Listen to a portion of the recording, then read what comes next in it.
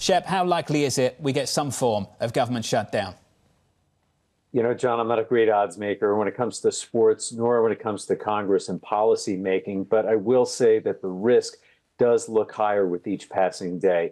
We were expecting last night to see at least the contours of some sort of spending plan to come from Mike Johnson and his allies, but it didn't land.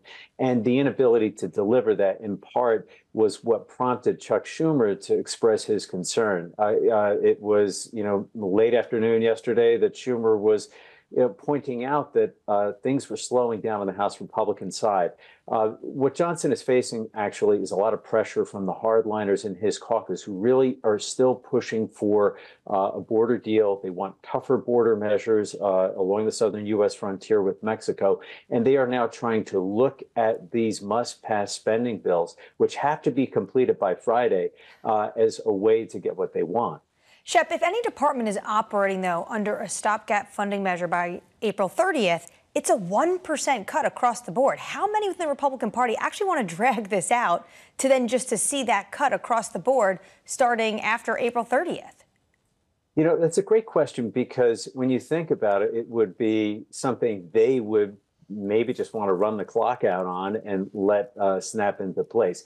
However, some of that funding trickles back to their districts, and they may see things and services and activities that end up getting cut back home. So it's one of those things that sounds good in principle, and yet when put into practice, it may actually deliver the kind of bite that they and their constituents are a little wary of. So we'll have to see. And our teams on Capitol Hill have been asking this question. So what is your end game here?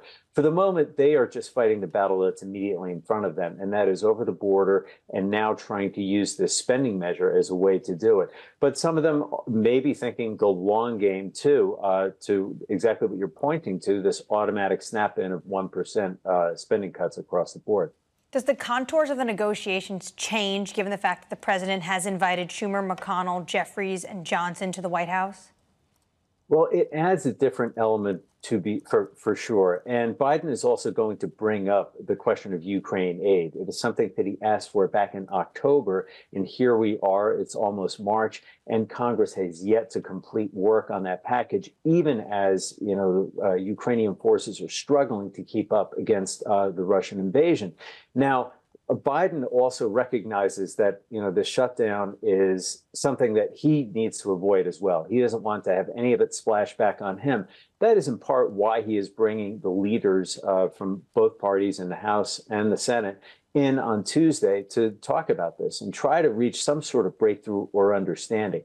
House Speaker Mike Johnson has indicated his willingness to cut a deal and compromise. But as I said, his negotiating and leeway, his negotiating room and leeway in terms of dealing with Biden and Democrats is limited by the demands of his right flank and also the threat that they may come after him and his job. Well, that was going to be my next point. It seems like he's damned if he does and damned if he doesn't. He has to work with Democrats regardless at some point to keep the government open, right? But then at that point, he could potentially lose his job. How acrimonious has it been amongst him and his caucus? Because a lot of reporting that it hasn't been going so well for him at the top job. It's been a rough go from the start.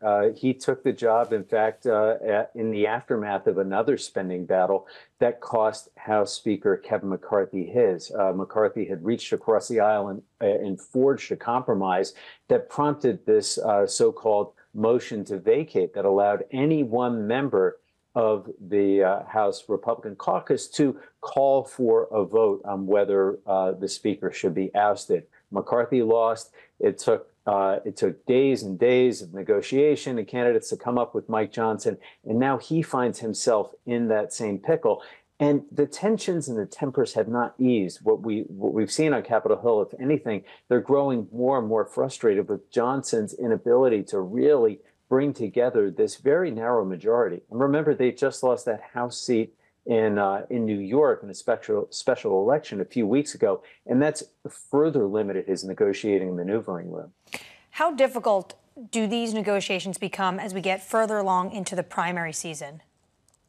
Well, it's already here, and I think the election already is weighing on this. Former President Donald Trump has weighed on the talks over the border. We saw him calling on Republicans to scuttle the border Ukraine deal not too long ago, and we can look for him maybe to weigh in on whether they should try to do something to either force Democrats' hands by using the threat of a shutdown. So we'll be paying attention to how this plays out on the presidential campaign trail as well.